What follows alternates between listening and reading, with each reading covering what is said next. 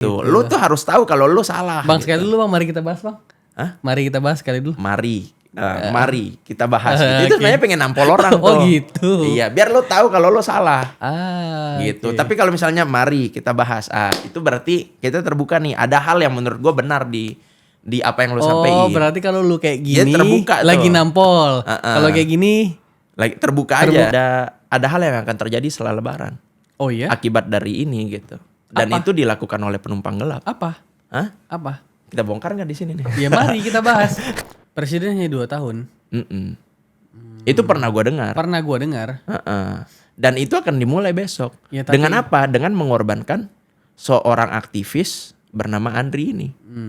Kalau gue boleh berpesan ya, buat teman-teman yang mau kritis aja. Nggak ada yang salah kok. Siapapun yang mengkritik pemerintah silakan kritik pemerintah, tapi hati-hati juga. Karena hal itu bisa datang baik dari sisi pemerintah, maksudnya berangkat dari pemerintah ataupun berangkat dari teman-teman yang kritis. Nah, yang jangan sampai terjadi itu adalah benturan.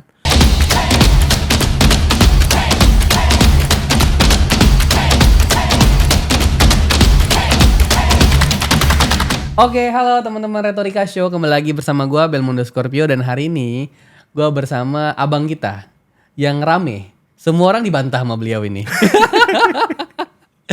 Bang Ahmad Alimuddin, atau dipanggil Bang Alim. Bang Alim. Nih, lu edit nih biar kayak dia ya, editor ya. Mari kita bahas. Itu ada filosofinya. Ada filosofinya ya. Nanti editor gue coba lagi. Bang, gimana kabar? Sehat? Alhamdulillah sehat. Gua itu ngemantau lu udah lama sebenarnya. Woi, gue dipantau ini. Gua pantau. Karena ada orang yang siapapun ngomong, ada aja bantahannya. Dan ini sejalan dengan nilai Retorika Show. Yaitu berretorika, membantah gitu. Dan salah satunya lu lakukan itu. Banyak hal lah, banyak topik yang lu bantah. MBG, Ferry Irwandi. Semua hal. Tapi kan sebelumnya pasti lu belum sampai ke sini. Pasti ada hal lain yang lu lakukan dulu. Nah, yang ingin gue tanyakan adalah apa titik baliknya sehingga lu menjadi seperti ini, membantah ini, membantah data-data orang yang dalam tanda kutip tadi lu bilang adalah orang-orang DFK yang menyebarkan disinformasi, fitnah dan kebencian. Coba ceritain dulu dong, Bang. Sebenarnya background gue kan dulu Cipayung ya. HMI gitu. Jadi di organisasi gue memang sering ngebantain orang-orang pada dasarnya gitu ya. Tapi setelah lulus kuliah itu memang gue nggak pingin lagi berorganisasi. Jadi niatannya karena memang secara politik keluarga gue emang basicnya politik semua ya. Oh gitu? Dan, iya. Berarti lu keluarga politisi? Politisi dan birokrat. Oke. Karena di kampung kan memang paman gue itu kan sekda. Ya kan di abang gue juga anggota dewan. Jangan selalu banyak-banyak jelasin nanti om lu kenapa lagi. Iya nggak apa-apa. Wah itu orang juga 11-12 sama gue gitu kan. Dan memang fokus bisnis kan. Karena gue mikirnya ngapain gue jadi politisi atau birokrat gitu kan. Gue pengen berbisnis aja gitu. Dan gue melihat bagaimana kombinasi antara Prabowo sama Pak Hasim. Ya kan Pak Hasim itu kan bisnis, Prabowo-nya di politik kan. Nah gue sama abang gue itu begitu. Jadi gue berharap gue bisa menjadi penyokong dia tanpa dia harus tertekan dengan penyokong dari manapun gitu pada saat itu. Berpikirnya sesederhana itu.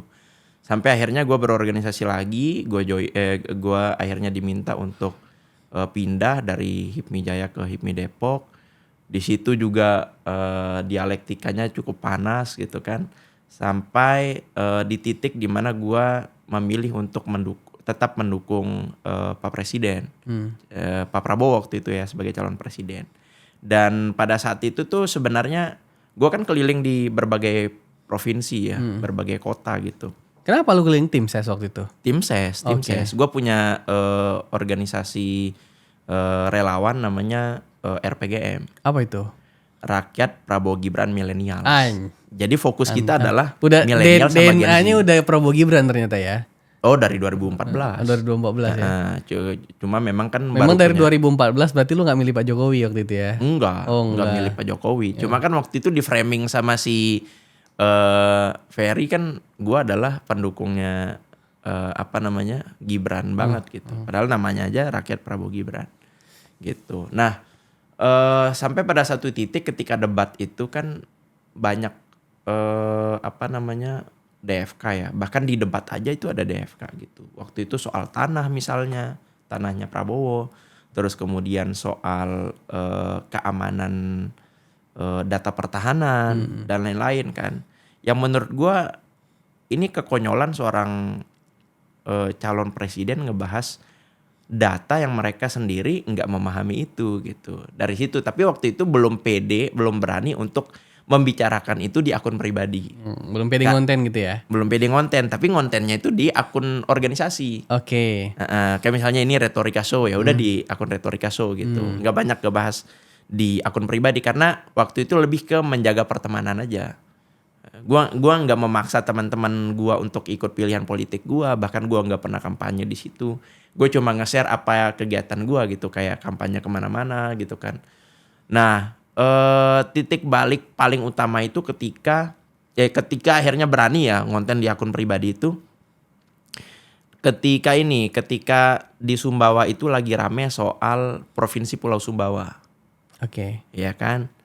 Banyak orang lagi menyuarakan demo di mana-mana, pengen cepat Provinsi Pulau Sumbawa ini diwujudkan. Gue akhirnya ikut bersuara karena ketimpangan dan lain sebagainya. Dan gue selalu berusaha untuk menyajikan itu by data, ya kan? Gue sajikan by data dan lain sebagainya gitu. Dan ternyata banyak orang yang suka dengan konten-konten gue. Sampai banyak yang report juga pada saat itu. Akun lama gue itu di report, padahal itu dari awal ngebangun itu punya followers tuh sekitar 12-15 ribu lah seingat gue gitu ya. Report ganti akun lagi baru kan. Tapi sebenarnya hampir malas tuh ngonten sebenarnya tuh. Karena udah di report, nggak kuat juga nih gitu. Tapi akhirnya udahlah. Tim gue bilang udah kita mulai aja lagi gitu walaupun dari nol. Mulai lagi sampai gue nggak ada niatan tuh sebenarnya untuk ngelawan Ferry. Nggak ada. Gue nggak nyebut nama dia. Tapi kan netizen kan. Netizen adu-adu gitu ya? Sampai nyerang kalau pengakuannya Ferry kan diserang gitu kan. Oleh followers gue katanya gitu kan. Ya gue nggak tahu sih sebenarnya beneran diserang atau enggak, atau memang itu cara dia untuk menarik simpati juga gue nggak tahu. Gitu. Dari situlah lu mulai ngonten. Nah, kan dari Sumbawa tadi turun akunnya, hilang kan akunnya tadi? Hilang. Terus buat lagi. Berarti ini akun yang baru dong, Bang Alim? Akun baru. Nah, berarti kan lu udah menjadi tim ses juga sebenarnya udah dari lama kan? Dari lama. 2023. Dan udah dari 2023 lah. Dan udah ngefans Pak Prabowo tuh bukan hal baru. Jadi lu nih udah lebih Prabowo lah daripada Emmanuel Ebenezer ya. Lu lebih Prabowo lah. Jauh kalau itu kan. Lu lebih Prabowo lah ya. Iya. Nah, di akun baru itu sekarang kan konten-konten lu bukan hanya tentang Pak Prabowo. Betul. Ya kan, Pak Prabowo-nya udah menang, bukan hanya masa kampanye maksud gua. Iya. Sekarang udah masa pada narasi-narasi yang lu luruskan tuh narasi programnya loh. Tentang MBG-nya. Misalnya Tio kemarin di sini bantah Tio gitu kan. Bang Ferry tentang data gula kemarin bantah data gula gitu kan. Ya. Terus kemarin ada influencer-influencer yang mengkritik BOP lu bantah juga BOP. Lu ceritain dulu dong apa lika-liku membantah ini. Kan lu sering bantah. Bahkan banyak yang anggap loh Bang Alim. Banyak apa? Banyak yang menganggap wah ini penjilat si pemerintah sini. Banyak yang nuduh lo begitu loh. Iya banyak. Kan lu pasti sadar dong. Bukan hanya sadar, Tahu. DM gue isinya. Gitu. Gue lebih sering ngecek DM daripada komentar. Oh iya. Kenapa? Nggak, gue pengen tahu aja. Karena sebenarnya kan bagi gue maki-maki itu adalah bensin. Oke.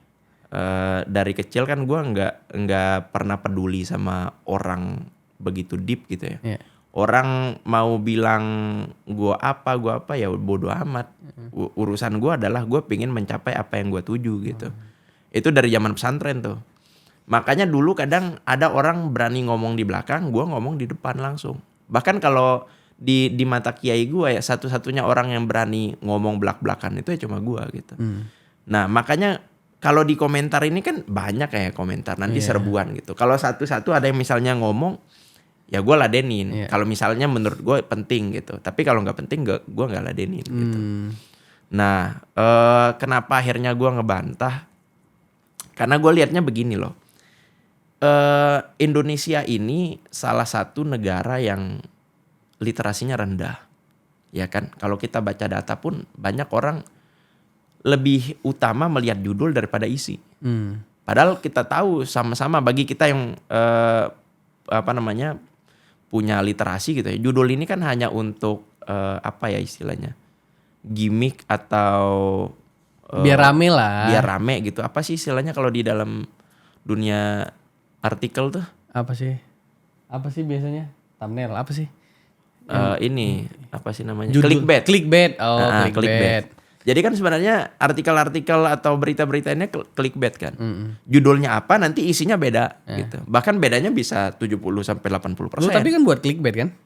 Siapa? Dirimu biasa buat clickbait Oh, gak? gue jarang. Oh, jarang ya? Jarang bikin clickbait. Apa yang jadi isi itu yang gue sampein di awal gitu kan. Oh, yang clickbait guru gembul ya, gue ingat. Oh, itu. Kalau itu sering. Jadi orang panas. Panas duluan baru 1 menit nonton video guru gembul, panas duluan gitu. Kayak gitu. Jadi makanya begitu gue dalamin isinya dan lain sebagainya. Itu yang mengantar gue untuk kenapa orang lebih sering main di sisi emosional dibanding by data gitu ya. Makanya gue berusaha untuk cari kalau menurut gue salah, gue benerin. Tapi kalau misalnya menurut gue benar, gue juga anggap dan gue sampaikan, oh bener nih kritik lo gitu. Tapi mungkin di sisi ini agak keliru. Contoh misalnya ketika Pak Dino misalnya nyampein panjang lebar kan sampai 7-8 menit di Instagram kritik dia terhadap BOP. Ya gue sampein kritik Pak Dino ini bagus, benar gitu misalnya. Tapi ada 2 hal yang gue gak setuju misalnya kayak gitu. Itu kan berarti bukan bantahan. Makanya kalau ngelihat misalnya mari kita bahas. Ini sebenarnya pengen nampol orang nih. Oh gitu. Lu tuh harus tahu kalau lu salah. Bang gitu. Sekali dulu Bang, mari kita bahas Bang. Hah? Mari kita bahas sekali dulu. Mari kita bahas. Itu sebenarnya pengen nampol orang tuh. Oh gitu. Iya, biar lo tahu kalau lo salah. Gitu. Okay. Tapi kalau misalnya mari kita bahas, itu berarti kita terbuka nih. Ada hal yang menurut gue benar di apa yang lo sampaikan. Oh, berarti kalau lo kayak gini terbuka lagi tuh. nampol. Kalau kayak gini lagi terbuka aja. Terbuka gitu. bahwa lo ada sisi benarnya, tapi ada beberapa hal yang perlu dikritisi. Oke. Gitu. Kalau misalnya mari kita bahas, ini emang gak punya otak aja. Jadi ada berapa gimmick? 3? 3. Oh 3, ini gak ada otak. Emang gak ada otak gitu. Ini nampol. Ya kalau ini emang udah di luar kepala, gak ada otaknya. Otaknya udah pindah gitu kan. Gitu. Tapi emang jarang, lebih seringnya yang begini gitu. Oke, nampol ya. Paling sering nampol ya. Oke. Siapa nampol yang paling kuat yang lu berikan? Yang terbaru ya Ustadz Felix. Menurut gua karena dia itu menyampaikan sesuatu itu lebih banyak, 1 ngeselin, 2 lebih ke ketidaktahuan atau ketidakpahaman dia terkait dengan diplomasi, negosiasi atau geopolitik gitu loh. Kalau kita bahas sejarah sama Ustadz Felix, gue salah satu fansnya. Ya kan? Di sini gue berani ngomong, gue salah satu fans Ustadz Felix kalau kita bahas sejarah gitu. Tapi kalau soal geopolitik, soal negosiasi tadi dan lain sebagainya, menurut gue agak keliru aja sih. Apalagi itu dikaitkan dengan kayak misalnya lo nggak beragama, lo nggak usah puasa, lo kan dukung penjajah dan lain sebagainya gitu. Itu agak konyol aja sih menurut gue gitu. Harusnya kan kita mengedukasi masyarakat, mengedukasi netizen kita untuk lebih kritis, dan kritisnya itu memang by data gitu, by ilmu gitu. Iya. Kan Bang, kalau gue perhatiin juga, kan kadang ada juga yang begini. Udah lu mau tampol, lu ditampol balik. Ya. Terus tampol balik. Jadi saut-sautan. Sehingga jadi tontonan kan. Nih mereka saling saut-sautan nih. Iya. Kan jadi tontonan publik nih, mana yang benar, mana yang salah, mana yang benar, mana yang salah. Ini gimana? Iya. Kan panjang juga kadang. Makanya kalau gua selalu bilang ayo ketemu. Contoh waktu sama Ferry. Waktu sama Ferry selesai gitu, dan kita ketemu waktu itu di Ampera, ketemu bareng, diskusi, ngobrol. Selesai habis itu. Nggak ada hard feeling, nggak ada masalah apapun gitu. Karena setidaknya kan kita ini kan karena nggak pernah ketemu aja. Ya kan. Kalau menurut gue sangat. Inilah istilah tak kenal maka tak sayang ya. Iya, tak kenal maka ta'aruf. Oh iya. Ya kan? Iya. Kenalan gitu loh. Kenalan karena gue tahu yang gue tahu adalah bro misalnya pasti punya ide, punya gagasan, punya hal yang menurut lo harus lo suarakan gitu. Gue pun sama. Karena pada akhirnya kan kita saling memahami. Ya kan? Contoh misalnya sama siapa lagi selain Ferry, misalnya Salim Doer misalnya.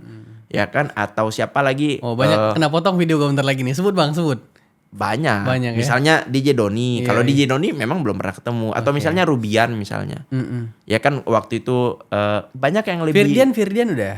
Oh Firdian belum ya? Karena memang gak tertarik aja guanya. Oke. Gitu. Ya kan. Dianya juga waktu itu kan sempat diajak ketemu tuh sama salah satu teman lah gitu kan. Tapi dianya juga nggak mau kan. Ya udah kita nggak bisa maksa orang untuk bertemu gitu kan. Gitu. Tapi bagi gue setelah ketemu orang itu gue akhirnya memahami dia. Contoh misalnya kemarin ketemu sama Rubian, walaupun gue nggak ngobrol banyak ya. Rubian itu dia sempat mengkritik soal banyak yang lebih genting deh Pak daripada genteng gitu kan. Dia pernah ngomong gitu tuh. Setelah ketemu, menurut gue ya dia bagus lah gitu. Jadi kita paham dia ternyata begini orangnya, kita tahu. Jadi nggak perlu ngegas kapan-kapan gitu. Tapi ada juga yang agak ngeyel gitu, ada. Misalnya kayak kemarin Ciki Fauzi, sampai gue diblok sama dia.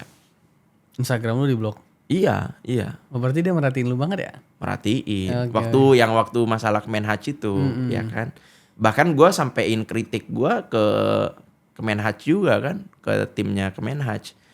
Kalau misalnya lo pengen ngundang influencer, ngapain cari yang udah kelihatan nggak pro sama program lo? Ya kan, yang nanti ketika ada apa-apa lo pasti akan diserang. Ngapain gitu loh? Cari aja yang netral. Yang netral banyak kok. Ada teman alumni gue misalnya Mbak Dini Aminarti misalnya. Kenapa nggak dia? Kan Muslim lifestyle banget tuh dia gitu misalnya. Atau Zaskia mungkin kesulitan tim humasnya nyari yang begitu-begitu. Bukan kesulitan, mungkin ada unsur kedekatan lain kan yang nggak ini ke publik gitu. Gitulah. Tapi gue juga yakin ya bang ya, setelah video ini tayang, pasti banyak juga yang mulai, Bel, lu habis Bel podcast sama penyokong dan penyepong, astaga, bahasanya jahat banget ya Allah. Buzzer, penyepong, sapu. Ferry tuh. Ferry, sorry bukan. Maksud gua Felix. Iya. Ya kan? Pasti sapu banyak sih yang komen. Gitu. Ini konten sampah. Ya, gua mohon maaf. Gua hanya ingin menghadirkan rasa penasaran gua karena gua udah pantau lama. Gua udah penasaran aja. Jadi berapa tahun nih? Jadi intel lo ya? Enggak, karena enggak. Gua biasanya kan gue suka nonton konten-konten politik, baik podcast, sosial media, atau sering baca berita. Kalau kadang kan lewat di FYP gue dong. Kalau lewat tuh biasa gue ikutin. Kalau gue penasaran, gue undang, udah sesimpel itu aja. Begitu yang terjadi sama lu, sama Tio tuh sama tuh case-nya. Gue rasa gue penasaran, gue undang, udah gue ajak ngobrol juga. Karena gue pengen tahu, lu nih apa sih yang sedang terjadi sama diri lu? Apa sih yang sedang lu pikirkan? Kok lu seberani itu sih gitu? Dan sampai hari ini gue nggak tahu goals lu tuh apa sih sampai begini gitu loh.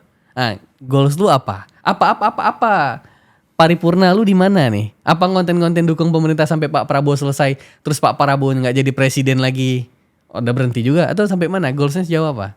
Oke, dulu gue itu penerima beasiswanya Pak Anies.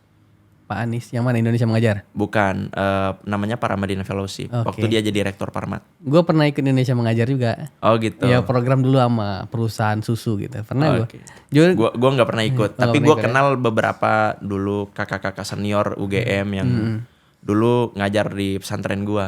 Yang memang mereka itu dari Indonesia Mengajar. Enggak, pesantren lu di mana dulu nih? Tadi gue ngomong pesantren. Oh Lombok. Di Lombok Timur. Oke. Pesantren SMP SMA. 6 tahun. Oh 6 SMP tahun. SMA. Oh sama. Kita santri, gue santri juga. Oh gitu. Di? Dulu gue di Kalimantan Barat gue santri. Oh jauh ya. Sesama santri lah kita. Iya. Lanjut silakan beasiswa. Jadi karena gue beasiswa ada satu momentum yang memang isinya IC kan. Kontribusi buat daerah setelah pendidikan selesai. Ya kan. Nah gue kan background kuliahnya pendidikannya kan teknik informatika. Oke, komputer. Ya kan, komputer gitu. Nah, gua waktu itu karena gua selalu pegang apa yang gua sudah janjikan ke siapapun, termasuk ke pemberi beasiswa, ya kan. Memang diinisiasi Pak Anies kan. Gua waktu itu kan bahkan di interview gua bilang, mimpi besar saya adalah membuat Sumbawa itu maju, bukan lagi daerah tertinggal. Ya kan waktu itu daerah gua masuk daerah tertinggal. Sampai sekarang pun menurut gue masih masuk daerah tertinggal gitu. Nah, waktu gue lulus kuliah itu gue berharap gue balik ke Sumbawa. Bahkan gue udah diriin PT, bangun perusahaan di sana, kerjasamanya sama pemerintah.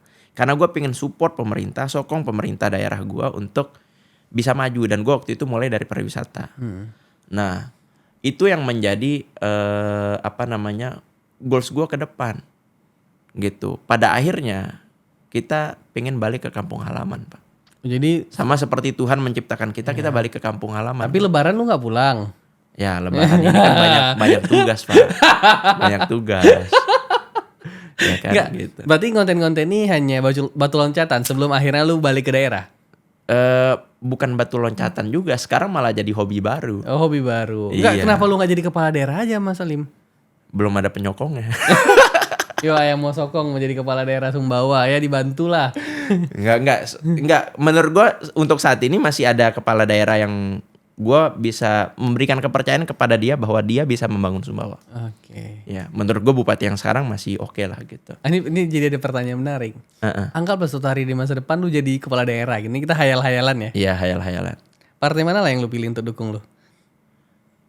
Dulu gue sangat berharap PKS. Oke. Dulu ya. Karena di situ ada Fahri. Oh, Bang Fahri Hamzah. Oke. Ya kan. Gue itu ngefans banget sama Fahri itu kan karena sama gue ngefans sama Bang Fahri Hamzah. Dari 2007 dia jadi donatur utama pesantren. Tapi lu HMI. Okay. Nggak masuk kami. Iya, itu aneh juga tuh anomali itu.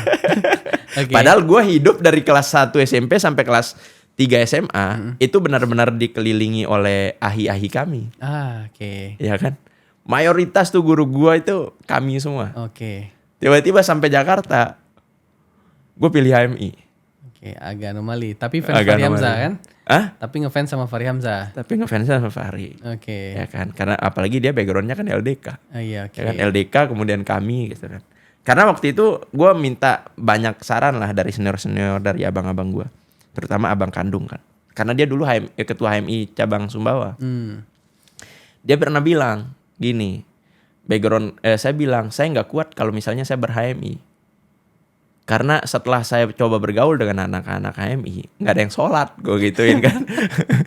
Semua pandai bicara ketuhanan, tapi nggak ada yang sholat, gue gituin. Sementara di kami ini kan isinya, wah, gue tahu banget gitu kan. Nanti anak HMI marah lo gituin. Ada juga yang sholat. Nggak apa-apa. Ada juga lo yang sholat. Iya ada, HMI MPO. Dia ngomong ya. Iya. Ya kalaupun ada yang sholat kan itu urusan dia sama Tuhan ya. Iya. Cuma memang ini kan maksud gue pada saat itu kan gue baru lulus pesantren. Kenal sama anak HMI, tapi memang kalau kita bicara retorika gitu ya, wah jago banget anak HMI. Makanya abang gue bilang, kalau kamu di kami, ya udah kamu sudah hatam dengan itu gitu, udah selesai dengan itu di pesantren, ya kan, bahkan kamu jauh lebih mendalami itu dibanding mungkin teman-teman kamu di kami nanti gitu. Tapi kalau di HMI justru kamu sebagai pembeda, kamu harus bisa nunjukkan bahwa kalau mereka nggak sholat ya kamu sholat lah. Abang gue kira-kira waktu itu ngomong kayak gitu. Nah, gue mikir-mikir kan, udah minggu depan gue ikut LK1. Oke. Di Bogor gitu. Okay. Waktu itu ngadain LK1 gue ikut tuh. Ya kan? Jadilah lu HMI ya. Jadilah gue HMI. Nah, bicara tentang Bang Fahri Hamzah, sebenarnya gue juga orang yang dulu waktu gue kuliah S1 ya. Gue gak masuk organisasi apapun kayak HMI, kami gitu-gitu gue gak masuk. Bahkan GMNI enggak ya? GMNI apa atau hal apapun. Gue dulu aktifnya di BEM doang lah. Oh, anak BEM. Anak BEM doang. Anak BEM doang itu waktu di era gue tuh anak kami memang kebetulan isinya. Jadi gue agak deket. BEM fakultas apa univ nih? Univ. Oh, univ. Berarti eranya siapa tuh ketuanya? Dulu nama presmanya tuh Iqbal Harefa dulu. Oh, 2000? 2019. Oh, berarti setelah ini ya, setelah yang angkat bendera kuning waktu Jokowi ke UI. Iya. Kayaknya setelah itu. Si apa? Adit ya? Lupa gua namanya. Ya itulah pokoknya. Gua udah tua kan. Kita sekarang udah punya anak bang. Jadi udah agak lama gitu-gitu tuh. Jadi agak mulai ini ya. Agak mulai confused. Siap. Dulu gua masih ingat ada kami. Terus Fahri Hamzah dipecat. Terus di kampus gua ada Garbi. Wah gua pokoknya gua perhatiin lah. Ikut-ikutan lihat-lihat entah orang kegiatan apa. Gua tiba-tiba nyelonong ada di situ. Tapi satu hal yang membuat gua cukup menarik dari seorang Fahri adalah ketika dia senang sekali mengkritik pemerintah di era itu. Dia kan waktu itu masih di DPR. Iya. Ya kan, apalagi kalau pagi-pagi. Dan itu seru banget. Dan itu seru banget. Apalagi kalau gua sering perhatiin tuh pagi-pagi sebelum sidang DPR entah komisi berapa gitu kan, dia akan ngomong, wartawan udah nunggu di Senayan. Terus wartawan akan nanya, Pak gimana tanggapan Bapak tentang Pak Jokowi ini gini-gini segala macam. Dia akan jawab, Jokowi itu kalau punya ide atau gagasan jangan dibicarakan di istana, harusnya nongkrong di Senayan dan dibicarakan bersama anggota DPR. Wah gila nih orang. Ini orang the best banget nih, maksud gua. Saat itu DPR menjalankan fungsinya sebagai lembaga pengawasan. Betul. Dan di satu sisi juga melakukan kritik terhadap pemerintah. Betul. Dan di saat itu Pak Jokowi juga gak ada masalah. Pak Jokowi kan orangnya legowo aja. Senang aja dikritik. Dikritik mah senang aja, dikasih masukan senang aja. Sehingga di era walaupun dituduh anti kritik ya. Dituduh anti, ada apapun lah tuduhannya ya. Dan gue cukup senang dengan Pak Jokowi ini. Gue pemilih Pak Jokowi lah. Nah di era itu gue perhatikan society atau publik hari ini itu menonton itu di televisi, menonton itu di sosial media, di YouTube. Kritik yang dilakukan DPR kepada istana, DPR terhadap Pak Jokowi, terhadap presiden.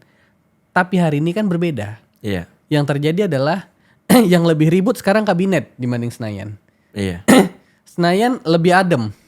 Senayan lebih banyak mempersoalkan atau menyelesaikan masalah masyarakat. Benar. Contoh ada kemarin Fandi yang ABK di Komisi 3. Maksudnya DPR sekarang bentuknya lebih kepada penyelesaian masalah langsung. Dosisnya kepada presiden itu turun. Betul. Yang dimana gue juga percaya dosis itu lari ke society, lari ke publik. Lahirlah para pengkritik pemerintah. Karena yang sebelumnya itu perannya DPR di era Fahri Hamzah atau Fadlizon hilang, pindah kepada pemerintah. Lahirlah para pengkritik yang suaranya cukup nyaring. Di satu sisi lahirlah juga pembantah kritik-kritik ini, salah satunya Anda. Ya kan ini kan fenomena demokrasi biasa di mana aliran kritik itu bisa pindah. Apakah hari ini ada di Senayan atau hari ini ada di society? Kan itu sesuatu yang wajar aja sebenarnya kan. Iya. Nah, tapi di eranya dulu, Bang, waktu DPR melakukan kritik terhadap Pak Jokowi, salah satu yang membantah DPR, Cokro TV memang ada. Ada Cokro TV, tapi hari ini dirimu jadinya. Oke. Yang nyampein data. Mari kita bahas. Nah, dirimu gimana? Menanggapi, kita tanggapi salah satu ya. Oke. Gimana dirimu menanggapi DPR yang lebih sunyi dibanding kabinet? Kabinet kayaknya lebih heboh.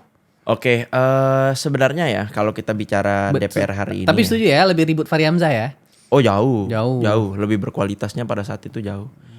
Kalau bicara pimpinan DPR hari ini, menurut gua meski agak sunyi ya, tapi memang ada satu orang yang selalu bisa menjelaskan itu kepada publik.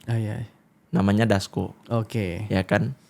Ya di antara itu ya kurang lah gitu. Kalau Dasko kan mungkin karena kedekatan dia kepada pemerintah atau apa, jadi dia bisa menjelaskan itu. Tapi kalau misalnya kita bikin perbandingan antara dulu di era Fahri, Fadlizon, FF ya, bukan Free Fire ya kan. Nah di era Fadli Fahri dengan sekarang itu perbedaannya jauh banget. Karena kalau dulu kan bahkan sampai Fahri itu pasang badan. Lo ingat waktu geledah DPR kan? Ya kan? Fahri kan sampai bilang ngapain gotong senjata ke sini? Ini rumah rakyat gitu kan. Ya kan? Kita ini bukan brengsek semua gitu. Yang akhirnya itu membuat Fahri itu kan dievaluasi di internal. Gue juga sangat menyayangkan itu pada saat itu gitu. Karena waktu itu kan pengennya pimpinan DPR itu agak soft. Ya kan, kalau dari sisi partai itu waktu itu kan pengennya agak soft. Yang menurut gue nggak perlu. Harusnya memang DPR seperti itu gitu loh. Mau baik atau buruknya pemerintah, memang harus ada hal yang dikritisi. Bahkan gue juga melihat orang-orang yang jadi anggota dewan dari dapil gue juga menurut gue nggak punya nyali. Sorry to say ya, karena memang mereka itu nggak pernah hadir, nggak pernah kelihatan. Kelihatannya mungkin ke konstituen yang mendukung mereka, tapi dari di permukaan nggak ada gitu loh. mereka fokus dengan konstituen tapi nggak fokus ke keseluruhan dapil gitu misalnya. Dan itu sangat disayangkan sebagai seorang anggota dewan, fungsi pengawasannya nggak jalan.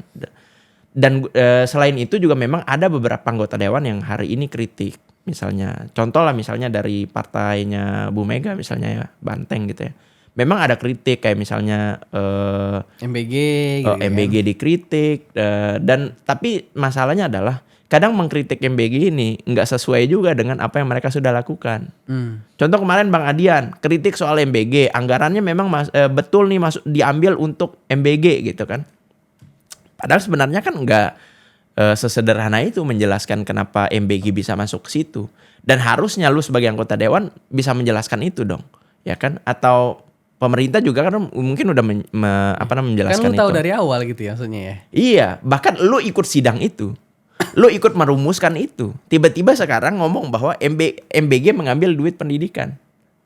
Ya kan? Kan agak konyol aja, jadi anomali. Jadi lu sebenarnya pengen mengkritik atau pengen ngapain gitu. Dan bahkan gak bertaring. Dulu Adian bertaring banget.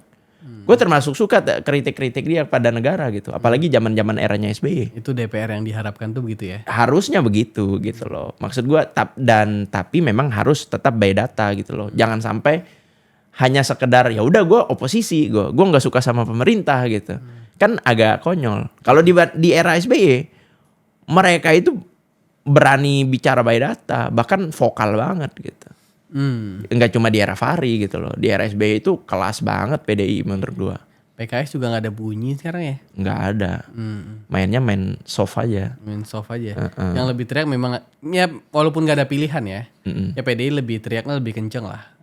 Sedikit. Walaupun agak ada hal-hal konyol kalau kata lu tadi ya. Iya. Tapi setidaknya ada teriakannya lah. Ada teriakannya. Bang. Dan itu diganti oleh teman-teman yang memang jadi supportnya PDIP. Banyak, dan memang mereka bukan anggota dewan. Kan banyak kan? Banyak. Sebut aja misalnya di Jodoni misalnya. Walaupun menurut gua lebih banyak sumpah serapahnya dibanding isinya gitu. Banyak, iya sih. Karena jadi kan pertarungannya gini, anggaplah ada orang yang mengkritik pemerintah dan banyak yang tahu ini sih bagian dari PDI. Kan banyak yang menganggap begitu ya. Tapi di satu sisi kan ada juga tadi yang kayak gue bilang, ada juga yang menganggap Bang Alim nih pendukung Prabowo nih pasti udah. Memang ada grupnya, nggak ada kan? Nggak ada. Itu nggak ada. Grup apa nih maksudnya nih? Grup pendukung pemerintah itu kan nggak ada kan? Oh kalau gua grup RPGM ada. Oh itu kan ada. Grup relawan. Iya grup relawan ada. Maksudnya yang influencer maksudnya. Oh nggak ada. Bang kemarin tuh lu disinggung sama siapa? Yang video lu sama yang terakhir itu? Oh si ini Gian. Gian Luigi. Lu tanggapi dulu tuh. Memang bener nggak tuh? Gua ya saking gua memantau lu ya. Jadi gua tahu setiap konten yang lahir dari konten lu. Iya. Enggak gara-gara sebenarnya gue nggak ada masalah sama Gian ya. Yeah. Memang ya orang kan bebas berkonten gitu dan memang orang juga nggak bisa menakar pemikiran orang lain. Dia akan berpikir apa gitu. Dan hasilnya adalah banyak orang tiba-tiba nyerang gue subuh-subuh lagi sahur. Ya kan dasar lu nyepong, buzzer dan lain sebagainya. Gue nggak ikhlas pajak gue dipakai buat bayar lu. Ya sampai ada satu orang yang menurut gue memang agak kasar sih ya. Makanya gue sampai bikin story kan. Ya kalau memang berani ketemu aja gitu. Tuh juga nanti ketemu juga paling ngopi-ngopi aja. Iya bang gitu kan. Paling kan kayak gitu. Tapi memang kalau gue lihat ya. Gue gak tahu ini si Gian ini emang iseng atau apa. Tapi memang dia bilang iseng kan. Gue gak menemukan kesamaan di konten gue. Kalaupun ada satu footage yang sama mungkin iya gitu. Footage-nya si Ferry Amsari kan. Ya kan. Itu yang kemudian dianggap sama gitu. Tapi isinya mah nggak ada. Gue bahkan sampai nonton si Dean ini kan gue akhirnya baru kenal kan. Sampai gue tonton berkali-kali videonya Dean ini. Apa sih yang sama dari apa yang gue bicarain gitu. Gue kan ngebicarain bahwa kita harus mengusut tuntas kasus penyiraman air ini. Jangan sampai kayak Novel Baswedan. Ya kan. Tapi juga gue minta untuk jangan ujuk-ujuk lempar sana sini. Tiba-tiba nyalahin presiden, nyalahin pemerintah, nyalahin ya terlalu serampangan lah gitu loh. Gue kan gak pengennya kayak gitu. Dan gue bilang ya kita tunggu aja hasilnya seperti apa. Dan di terakhir itu gue bilang hati-hati penumpang gelap. Ya kan di demo selalu ada penumpang gelap, selalu ada provokator. ketika ini juga akan ada provokator. Orang-orang yang pengennya udah ini salah pemerintah. Ini salah presiden. Harusnya presiden turun tangan. Per hari ini presiden lewat anak buahnya kan udah ngasih statement. Mas Angga Raka kasih statement bahwa ini harus diusut tuntas. Yusril juga ngasih statement. Terus Kapolri lewat anak buahnya juga ini perintah presiden, ini harus diusut tuntas gitu. Satu lagi kurang. Natalius Pigai. Iya, Menteri HAM. Tapi itu agak salah sih menurut gua. Oh gitu ya. Dia bilangnya air panas, bukan air keras gitu. Memang agak ngaco juga kadang Abang Da satu ini gitu. Oke. Oke lah. Itu anggapan terhadap video yang dianggap sama gitu ya. Padahal footage-nya sama gitu ya. Ya karena footage-nya sama aja sebenarnya. Cuman padahal footage-nya juga beda itu. Tapi kan persepsinya kemana-mana. Oh ya bisa jadi sama, bisa jadi sama gitu. Dibayar nih gitu dibayar kan. nih jangan. Ya oke lah. Tapi kita pindah lagi deh. Kan tadi ada topik tentang air keras tuh kepada aktivis. Iya. Dan lu kan berposisi di mana ya harus diusut tuntas. Pak Prabowo udah ngasih Gue berusaha netral lah. Ya berusaha netral. Walaupun gak bakal ada yang percaya gue netral. Iya. Oh ya gue aja masih kayaknya gak netral. Gue aja masih mempertanyakan kenetralan lu kan. Apalagi penonton gitu Bang. Iya. Enggak. Iya. Maksud gue apakah itu memang gaya lu berusaha netral dan jangan mencoba menyalahkan pemerintah. Padahal situasinya dimana ini kan kalau dalam kaca psikologi ini kan situasi berduka sebenarnya. Iya. Tentu kalau ibarat nulis naskah. Kalau bisa 1 menit pertama itu ya berduka dulu lah. Mengecam dan hal apapun kan. Dan gue mengecam itu kan. Iya. Tapi kesannya lebih banyak jangan salahin Prabowo gitu kan. Kan gitu kan kontennya kan. Iya. Kan kita gak bisa mengontrol pola pikir orang. Iya. Apa yang dipikirkan orang kan gak bisa. Iya, Padahal kan sebenarnya kita pengennya ya udah kita usut-usut gitu. Makanya gue bilang hati-hati dengan penumpang gelap. Karena memang sudah ada kok. Bahkan gue punya data ada hal yang akan terjadi setelah Lebaran. Oh iya? Akibat dari ini gitu. Dan itu dilakukan oleh penumpang gelap. Apa? Hah? Apa? Kita bongkar nggak di sini nih? Ya mari kita bahas. Enggak, sabar. Data ini datang dari mana? Hah? Data ini datang dari Ada mana? lah, ada. Oke. Dari pokoknya apa namanya? Kok Retorika Show nggak punya ya data-data begitu ya? Gua punya. Punya ya? Oke. Bahkan dananya yang gue tahu ini yang pernah sekitar 9 yang pernah di-share itu ya? USD, 9 juta USD. Itu yang dari Soros itu ya? Yang dari George Soros, ada agenda untuk menggulingkan Presiden Prabowo. Dan itu akan dimulai dari April sampai nanti mungkin lanjut ke buruh, kemudian lanjut lagi ke apa namanya? Reformasi. Ya kan, dan lain sebagainya gitu. Bahkan udah pernah dibicarain juga tuh sama Adinda yang pernah hadir di sini kan. Tio Ardianto. Iya, terkait dengan reformasi jilid 2 dan lain sebagainya gitu. Kan mengejar Mei nih. Iya. Gitu. Tapi enggak, gue jadi menarik jadinya sama data orang mau melakukan hal-hal buruk terhadap bangsa dan republik. Ini gue jadinya penasaran. Sebagai orang yang khawatir kalau ada apa-apa ya. Iya. Boleh nggak gue tanya sedikit tentang itu? Boleh. Jadi skemanya apa yang kira-kira yang bakal dilakuin Bang? Yang paling... Gimana, nggak rutenya tuh gimana sih? Rute, kan tadi ada penumpang gelap. Iya. Nah jadi rutenya tuh kira-kira gimana sih pola-polanya? Bagi gue ya, sebenarnya kontras dengan negara ini kan gak ada masalah. Ya kan? Selama ini misalnya Mas Andri menyampaikan isu, menurut gue dia salah satu aktivis yang bagus lah gitu. Gue nggak pernah punya rasa benci atau apa sama dia. Gue juga melihat dari berbagai rekan yang mungkin membicarakan ini atau dari senior-senior yang memang ada di pemerintahan yang membicarakan ini pun memang nggak ada masalah dengan Andri sendiri gitu. Artinya gue menyimpulkan dugaan kuat gue adalah menurut keyakinan gue ya. Ini ada penumpang gelap yang bermain di sini. Ya kan, penumpang gelap ini yang kemudian pengen memainkan isu terkait dengan ekonomi, terkait dengan pelengseran presiden dan lain sebagainya. Apalagi dulu pas Pilpres juga gue pernah dengar salah satu isu yang pengen ya udah presiden itu 2 tahun aja gitu. Lo pernah dengar gak? Pernah dong pasti. Kayaknya pernah. Pernah kan? Dan gue pikir itu akan berangkat dari 2026 sampai 2027. Dan mungkin gongnya di 2028. Presidennya 2 tahun. Itu pernah gue dengar. Pernah gue dengar. Dan itu akan dimulai besok. Ya, tapi, dengan apa? Dengan mengorbankan seorang aktivis bernama Andri ini. Gitu. Tapi kan masalah nggak panjang bang. Kalau misalnya pelakunya ditangkap selesai kan? Enggak juga. Akan selalu ada gerakan baru. Gerakan itu nggak bakal selesai dalam satu periode. Ya, ibarat film gitu kan. Satu episode tuh nggak bakal selesai. Iya oke lah. Maksud dirimu pasti akan ada kejadian-kejadian lain yang mendorong supaya terjadinya eskalasi, misalnya demo besar-besaran. Betul. Terus ada kayak Agustus misalnya. Iya. Tapi untuk sampai melengsarkan Pak Prabowo itu kan jauh banget kan DPR. Jauh, tapi bahkan ini jauh. Gua menyebutnya ini jauh lebih kejam daripada apa yang dilakukan terhadap Gus Dur. Lewat menolak pertanggungjawaban Gus Dur. Gus Dur kan waktu itu lewat MPR. Sah secara hukum gitu loh. Tapi kan kalau ini akan dibuat gimana pun caranya presiden harus lengser. Gimana DPR itu orang presiden semua? Iya. Kan kita nggak tahu siapa yang memulai ini. Makanya gue pun nggak tahu siapa yang memulai. Tapi yang gue tahu adalah akan ada gerakan untuk itu. Gitu. Ada angka-angkanya itu. Ada angka-angkanya. Yang kalau misalnya bahkan di beberapa website juga udah banyak. Di beberapa sosmed udah banyak yang ngebongkar juga.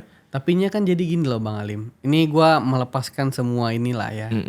Prasangka atau hal apapun. Gue melihat dari salah satu cara bernegara aja.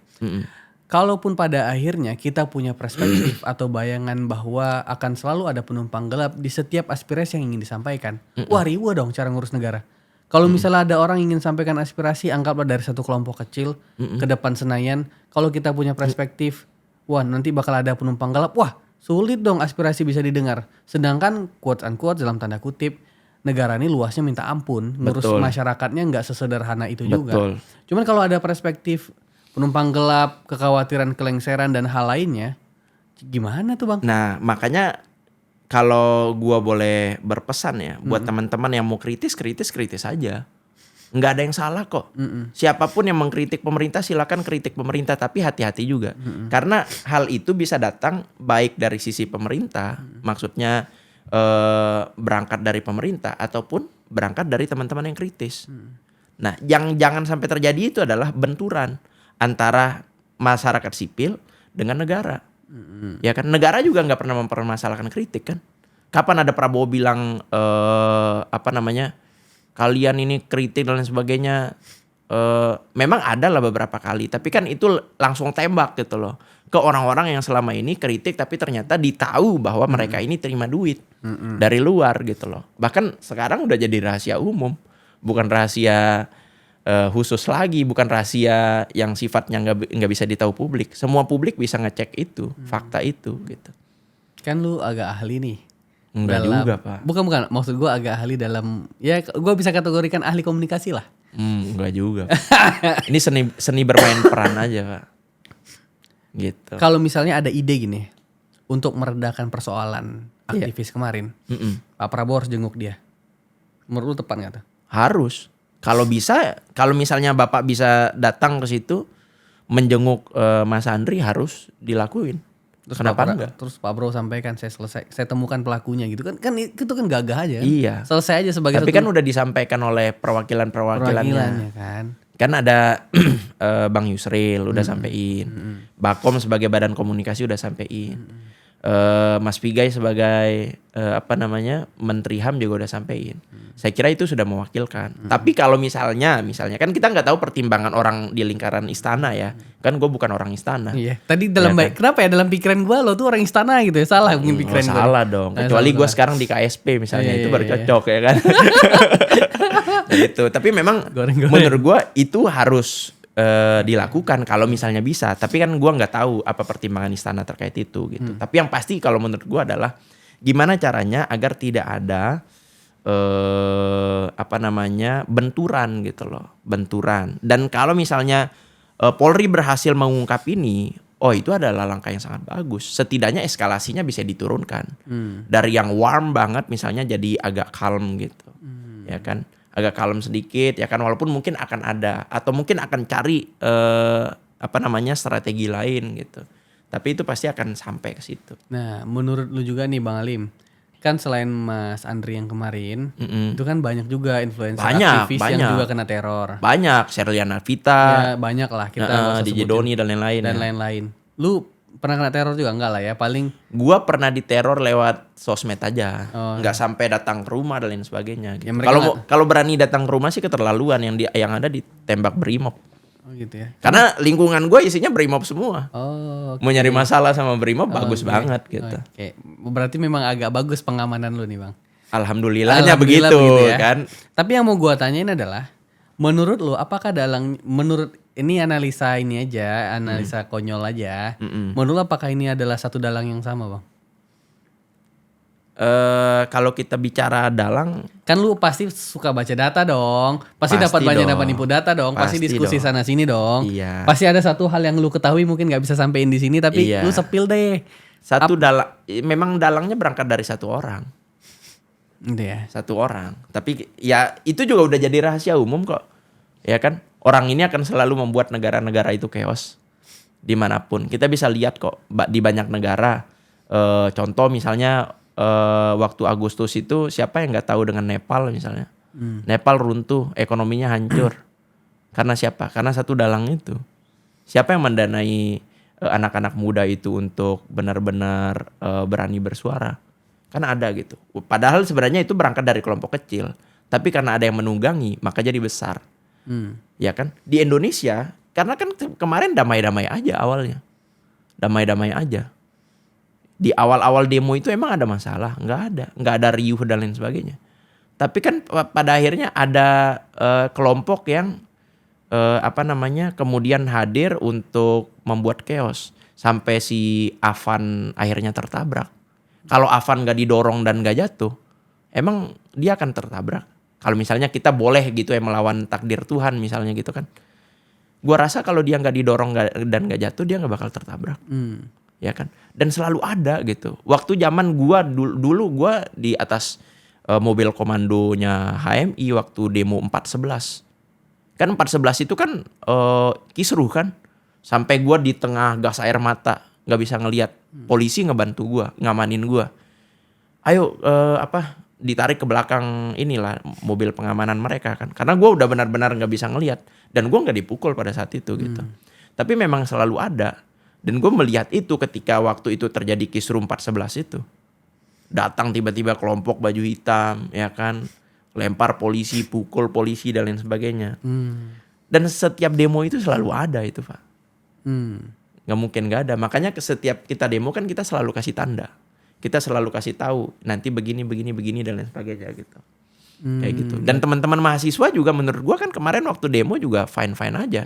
Begitu selesai mereka pulang baris rapi. Ada teman-teman yang tertahan menurut gua ya karena terprovokasi aja. Tapi apakah dia pelakunya? Menurut gua nggak pernah jadi pelaku. Gue yakin betul bahwa teman-teman mahasiswa itu nggak ada yang pernah memprovokasi. Hanya terprovokasi aja. Jadi bisa lu katakan ada antek-antek asing lah ya. Antek-antek asing. Kalau kata netizen, hey antek-antek asing gitu kan. Kayak gitu. Yang ikut serta dalam ingin Indonesia nggak baik-baik aja ya. Selalu. Oke, terakhir deh nih. Video apa lagi yang lu produksi nih yang akan tayang lagi, Bang? Terkait dengan ini. Yang mana? Terkait dengan gerakan setelah Lebaran. Oh, itu bakal naik tuh. Iya, dan gua menuntut Polri untuk cepat menyelesaikan itu agar eskalasinya nggak terlalu besar. Gitu. Karena ya pada dasarnya kan kenapa misalnya orang wajar dong menyuarakan bahwa ketidakpercayaan misalnya, menurut gue ya wajar-wajar aja gitu. Karena memang banyak orang yang pernah diteror tapi nggak ketemu juga gitu. Tapi yang sangat disayangkan adalah ini kan udah jelas CCTV. Kalau nggak ketemu ya kelewatan lah. Iya, cuma yang sangat disayangkan adalah dari CCTV ini tiba-tiba diproduksi ada satu wajah. Jadi seolah-olah memang polisi selama ini cuma menghadirkan pengganti sebagai tersangka gitu.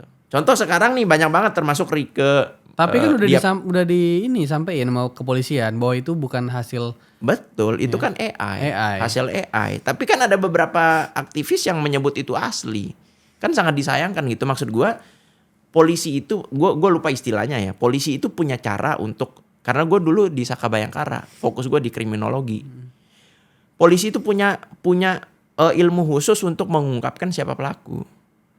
Masalahnya adalah banyak orang tiba-tiba jadi detektif, tiba-tiba sok tahu bahwa ini lo pelakunya. Polisi gitu. itu bisa menurut gue ya, polisi bisa dapat. Karena dari pengalaman gue dulu waktu dipukul sama Bang Ade Armando di depan Senayan. Lu dipukul? Yang berdua Bang Ade. Yang waktu Ade dipukul? Iya. Lu juga? Iya kan gue berdua tuh. Kan CCTV gak nangkap dari berbagai arah. Iya. Tapi polisi bisa temukan pelaku. Betul. Apalagi 2 ini yang ada CCTV. Yang jelas-jelas. Jadi gue beranggapan ya ketemu nih pasti. Iya. Sebentar nyarinya. Karena gue kemarin sebentar aja polisi nyarinya. Dapat. Gampang. Kalau ini nggak dapat, gue nggak tahu jawabannya apa. Gitu sih kira-kira. Iya, jangan-jangan ada duri dalam daging juga kan kita nggak tahu. Kita nggak tahu juga. Iya. Oke. Terima kasih banyak, Bang Alim. Siap. Mudah-mudahan lu bisa ya menjadi inilah orang yang membangun Sumbawa dengan baik karena itu goalsnya tadi. Iya. Dan cukup terhibur atas konten yang lu buat sendiri.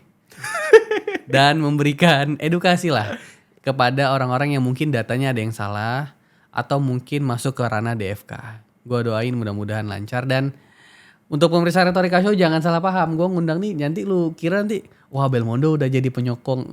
Enggak, gue Belmondo biasa aja. Nanti kayak waktu di podcast sebelumnya tuh. Apa tuh? Satu malam pertama. Iya. Boleh nyebut nama kan? Boleh. Densu. Oh iya gue nonton. Iya. Satu malam pertama serangan semua tuh. Ngata-ngatain Densu, ngata-ngatain gua. Oke. Iya kan? Tapi ya hari berikutnya seimbang lah. Banyak yang bilang ini netizen maunya apa sih gitu kan. Giliran dihadirin kita diejek ya. Tapi nggak apa-apa. Iya. Sekali lagi terima kasih banyak Bang Alim. Siap. Mudah-mudahan sehat selalu dan selamat lebaran lah ya. Selamat lebaran. Selamat lebaran. Sehat terus. Sehat terus. Thank you teman-teman.